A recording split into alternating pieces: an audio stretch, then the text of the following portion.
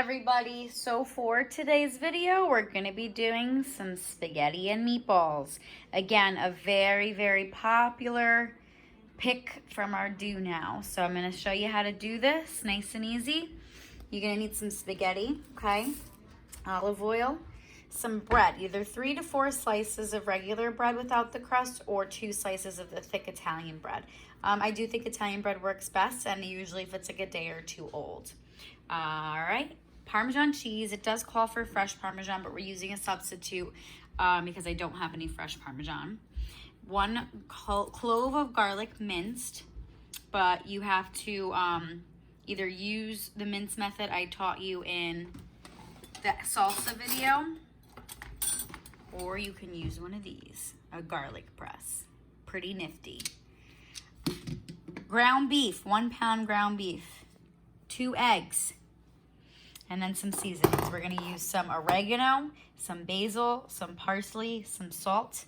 Now for the sauce, usually I do like making my own, but it's a little harder with the baby now. So I'm gonna spice this one up. I'm gonna use the Rouse homemade sauce. I'm gonna add extra clove of garlic. I'm gonna put more of these seasonings in and a little bit of salt, okay? Equipment today, you're gonna need a nice pair of tongs, a chef's knife or a garlic press, whichever one you're gonna be using to mince up your garlic, some measuring spoons, a 1/2 cup measuring cup for your Parmesan cheese, small bowl for your bread to soak. Okay, for cookware, you're going to need 2 large pans. One you're gonna be frying the meatballs in, the other you're gonna have the sauce. And then you need a large stock pot and the colander, both for your spaghetti. All right, step 1, fill a large stock pot with water and get it on the burner over high heat to get that boiling for your spaghetti. Second, soak your bread in a small bowl of water for about 2 to 3 minutes. And then you are going to squeeze out the moisture and tear it into small pieces into a medium bowl.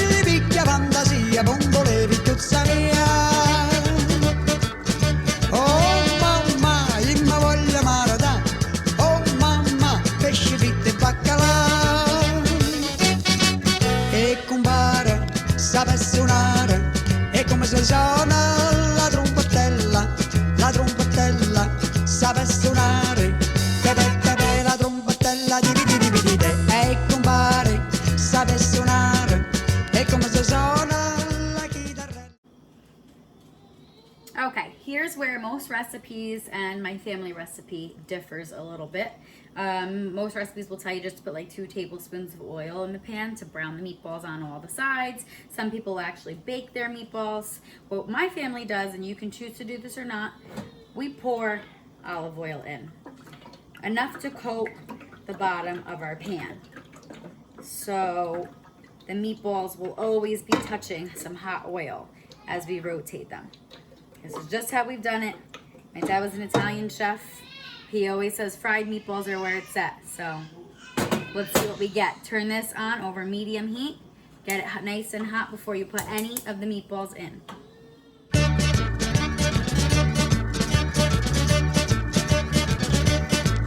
C'è la luna, mia sumara, mamma mia, mamma rara.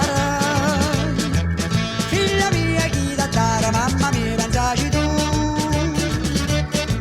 Se ti piglio pisciaiuolo, chi ti va, chi ti viene, sempre pesce in mano.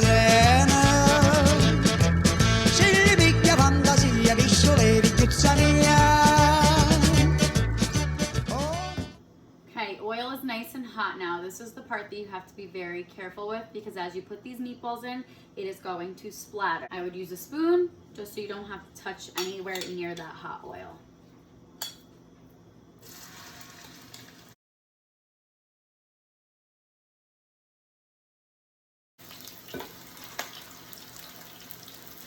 While those are browning, add your sauce to another deep pan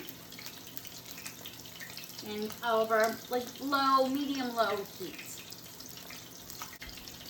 Always good to have a rubber scraper on hand so you can get all that extra sauce out. We have to be browning these on all sides, so you want to make sure you're using your tongs to flip them over. Okay, remember you want these browned on all sides, and they are circles, so you're probably going to have to do more than just flip them once. Turn them on their side a little bit, try and keep that round shape if you can, and just make sure any red you see is getting cooked. Remember, the red is a sign that you still have some raw beef. All right? Okay. Once meatballs are browned on all sides, you're going to transfer them into the saucepan right next to you, very carefully.